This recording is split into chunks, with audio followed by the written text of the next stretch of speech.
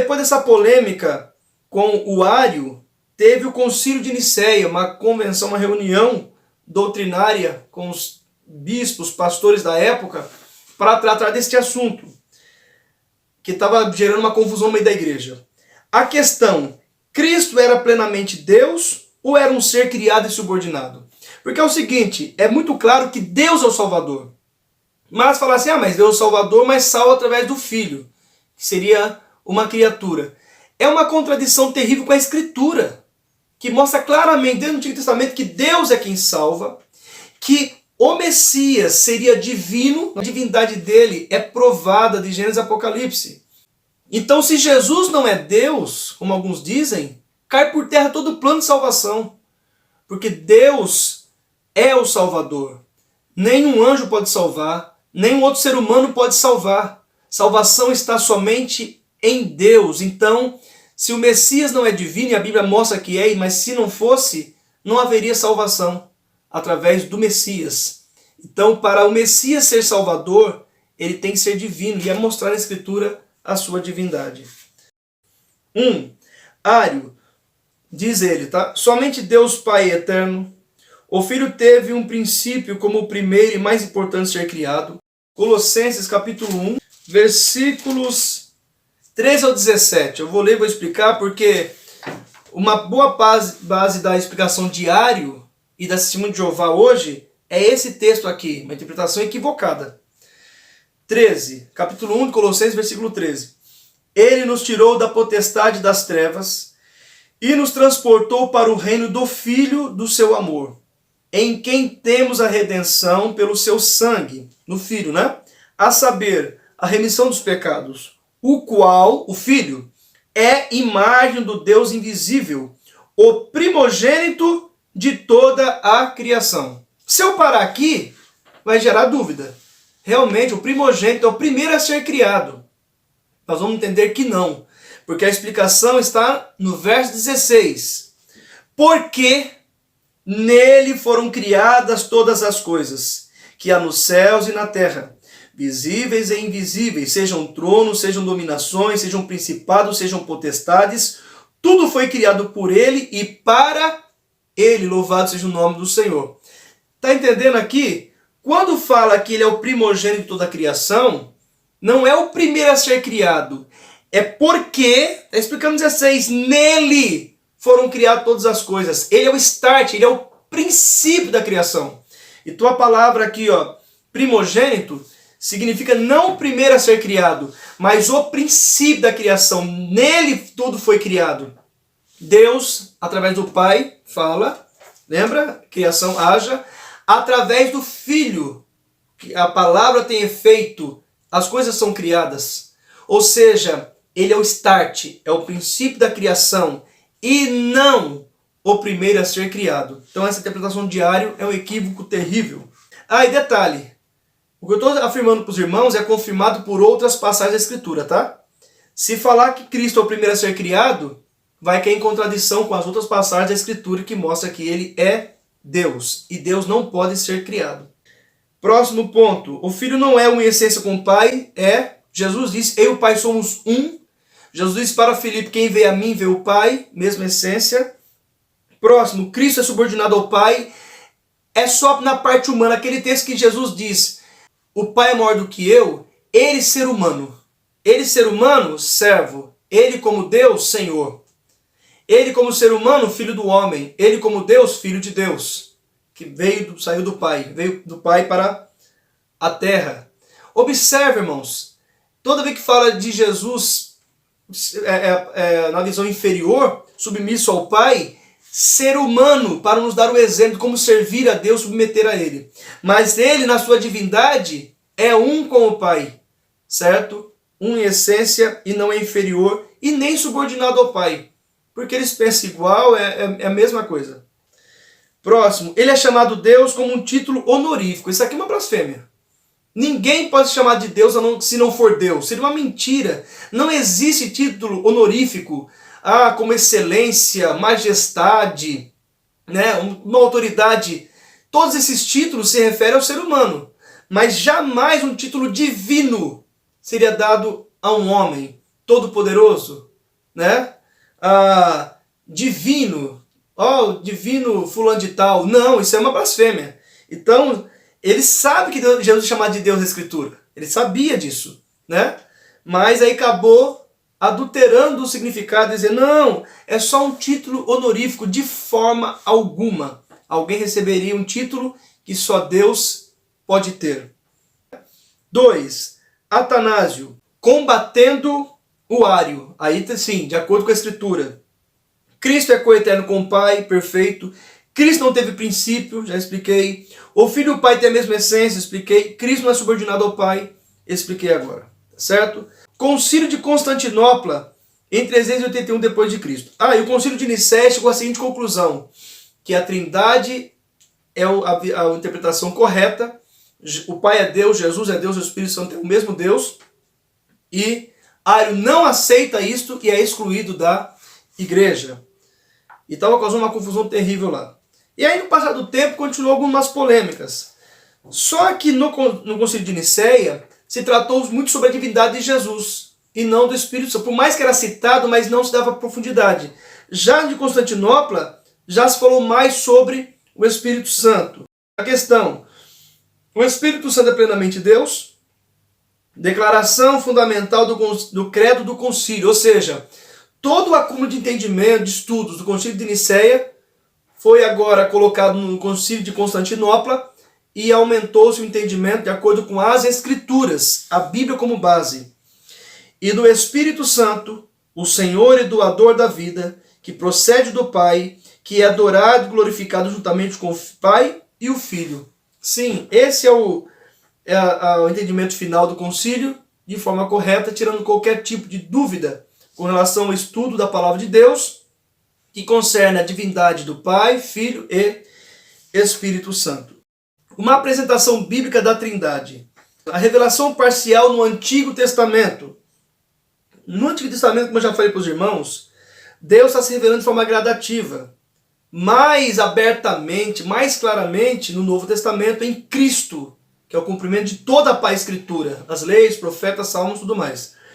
Já no Antigo estava nesse processo ainda gradativo. E ainda tem até hoje esse processo, mas agora está muito mais aberto. Gênesis 3:22. Agora o homem se tornou como um de nós, conhecendo o bem e o mal. Depois da queda, Deus falando na Trindade. O homem se tornou como um de nós, plural. Gênesis 1:7. Venha, desçamos e confundamos ali a língua que falam, lá na Torre de Babel. Deus diz na Trindade, desçamos e confundamos, plural. Isaías 6:8. Quem enviarei? Singular. Porque ele falou assim, quem há de ir por mim? Não. Quem há de ir por nós? Plural, Trindade. Observe que nessa mesma visão, a Trindade é louvada. Alguns falam que não, mas há essa possibilidade de interpretação. Porque os serafins dizem, santo, santo, santo. Isaías fala assim, no ano que morreu o rei Uzias, eu vi o Senhor, Deus, assentado sobre um alto sublime trono. E esta aparição é a aparição de Cristo na glória, viu? Paulo lá na frente vai dizer claramente sobre isto. Isaías viu Cristo na glória. Lembra que eu falei que toda manifestação divina é Jesus na encarnação? E os serafins estavam voando sobre o Senhor dizendo, santo, santo, santo é o Senhor dos exércitos. Alguns dizem que essa expressão pode ser uma confirmação de santidade plena. Santo, quando se fala de novo, está confirmando a terceira vez, é para que não tenha dúvida. Pode ser, né? Sobre Deus é real isso aí. Mas também pode ser louvor à Trindade, à Santíssima Trindade. E o Gênesis 1:26, façamos o homem conforme a nossa imagem e a nossa semelhança, tudo no plural. Também nós temos aqui no Salmo 45, versículos 6 e 7. O teu trono, ó Deus, é eterno e perpétuo. O cetro do teu reino é um cetro de equidade. Tu amas a justiça e aborreces a impiedade. Por isso, Deus, o teu Deus, te ungiu com óleo de alegria, mais do que a teus companheiros. Tem mais de um Deus aqui, parece. Vamos ver que não. É mais uma pessoa na divindade. Aqui está se referindo ao Cristo. Alguns estão achando que era Salomão, mas alguém da descendente de Salomão, filho de Davi, né? Que é rei, que é formoso, que é guerreiro e que é chamado de Deus. Este guerreiro aqui, ó, você lê que é um rei falando aqui na terra, certo? Claramente é um salmo messiânico falando sobre o Messias. No verso 6, o Messias é chamado de Deus. O teu trono, ó Deus, é eterno. Só que no verso 7, falando sobre o Messias, diz que tu, Messias, ama a justiça e aborrece a impiedade. Por isso Deus, o teu Deus. Quem? O Pai. O Pai do Senhor Jesus. Observa que este salmo é citado em Hebreus, no capítulo 1. E o autor interpreta, inspirado pelo Espírito Santo, que é Deus, o Pai, que fala do Filho. Vamos no verso 6 ficar mais claro. E quando outra vez introduz no mundo o primogênito, diz: e todos os anjos de Deus o adorem. Quem está dando essa ordem? Deus o Pai, dizendo para que os anjos adorem a Jesus. Então só Deus pode ser adorado. E quanto aos anjos, Deus diz dos anjos: o que de seus anjos faz ventos, e de seus ministros labareda de fogo. Mas do Filho diz, o que o Pai diz do Filho: ó Deus, o teu trono subsiste pelos séculos dos séculos, se é da equidade ou se é do teu reino. Está citando o Salmo lá, 45, versículo 6. Ou seja, o autor aos Hebreus está afirmando que Deus, o Pai, chama o seu Filho de Deus, porque é um Deus com ele, da mesma essência, da mesma divindade. É um só Deus, há uma só divindade, né? E aqui é provado que o Filho é Deus como o Pai é Deus, ou Deus com o Pai e com o Espírito Santo. E o Salmo 110, versículo 1. Olha o que o salmista Davi descreve: disse o Senhor, Deus, ao meu Senhor, que seria o Messias. Só que é bem claro que essa expressão meu Senhor, meu Deus, mostrando que o Messias seria divino, não só um Senhor. E detalhe, todos os filhos, na questão de hierarquia familiar, é inferior ao pai. Então o pai é o senhor do filho, certo? Então todos os reis se referiam a Davi como Senhor. Agora, humano, claro, Davi, na sua linhagem, virá o Messias. Então não seria o Messias chamando Davi de Senhor? Não. Davi, entendendo que o Messias, o seu descendente, não seria só humano, mas sim divino, superior, chama o Messias, que seria o seu descendente, seu filho, né, de Senhor. Disse o Senhor ao meu Senhor: assenta-te à minha mão direita, até que põe os teus inimigos por cabelo dos teus pés. Jesus está sentado à destra de Deus Pai, cumprindo agora a profecia. Quando ele volta ao céu, depois da encarnação, morte e ressurreição, ele assentou à destra da majestade, cumprindo o Salmo 110, versículo 1. Até então, o Filho estava no Pai. Agora ele volta ao Pai, está em essência com o Pai na divindade, mas a sua parte humana, ele sendo homem, entenda isso, está sentado à destra de Deus. Ele é o representante de Deus. Em essência está na unidade perfeita. Se Cristo não tivesse encarnado, estaria no Pai, não à destra. Mas como está encarnado, agora nos representa a humanidade, então ele fica à destra do Pai, mas em uma só existência perfeita, tanto divina como humana, com Deus. A revelação mais completa no Novo Testamento. No Novo Testamento fica muito mais claro. Quando Jesus foi batizado, já comentei, no final do seu ministério terreno, e de fazer discípulos, né, ou ensinar as nações, batizando-os no nome do Pai, do Filho e do Espírito Santo, já expliquei. 1 Coríntios capítulo 12, versículos 4 a 6, quando Paulo está tratando sobre os dons, olha o que ele diz. Ora, há diversidade de dons, mas o Espírito é o mesmo. Deus, através do Espírito, distribui os dons espirituais para a igreja.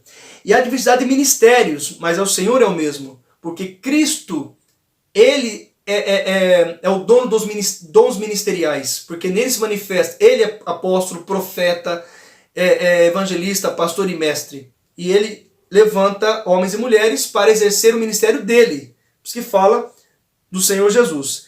E há diversidade de operações, mas é o mesmo Deus que opera tudo em todos. Observe que é relatada a Trindade, o Espírito, aqui o Filho e aqui o Pai.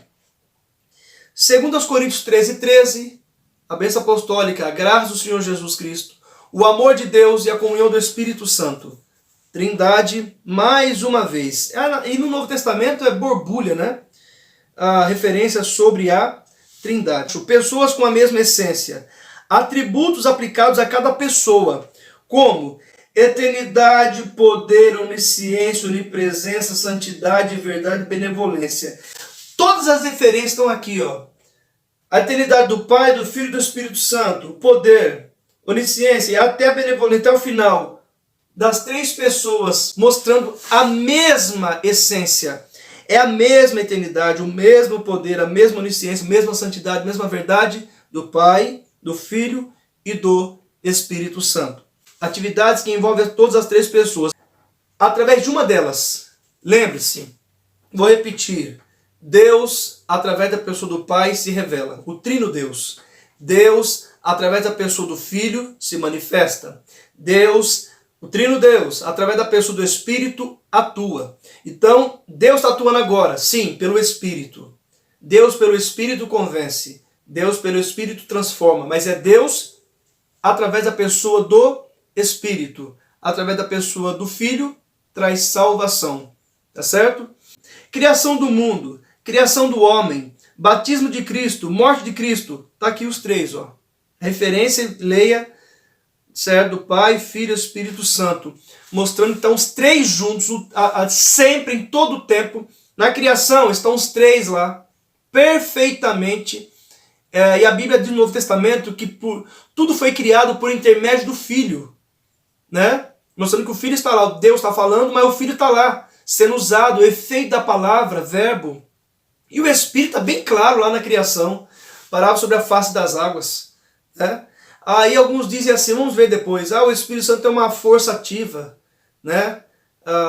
Como disse muito de Jeová. Ué, mas força tem sentimento? A Bíblia diz, não entristeciais o Espírito de Deus. Força fala? A Bíblia diz, ouça o que o Espírito diz à igreja. Nós vamos observar que a palavra tem razão e que o estudo nós estamos tendo aqui está de acordo com as Sagradas Escrituras, derrubando por terra toda mentira, toda heresia, todo falso ensinamento. Para nós terminarmos, a oração é somente em nome de Jesus. Tudo em nome de Jesus. Jesus disse, no meu nome curarão os enfermos, expulsarão os demônios, falarão em outras línguas. Tudo que pedires em meu nome, com fé alcançareis. Então quando você orar, quando você fala com o Pai, com o Filho e com o Espírito Santo, é com Deus que está falando. Você pode falar, Deus, meu Pai, ó Senhor Jesus, Espírito Santo, entra com providência. Não tem problema, porque é um só Deus.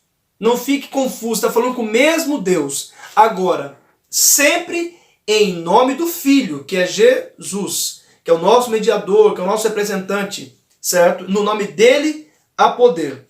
Tem gente que fala assim, no final da oração em nome do Pai, do Filho e do Espírito Santo. Irmão, não é pecado, mas também não é certo. Porque Jesus disse, no meu nome. Se você falar para o demônio, sai em nome do Espírito Santo, não vai sair.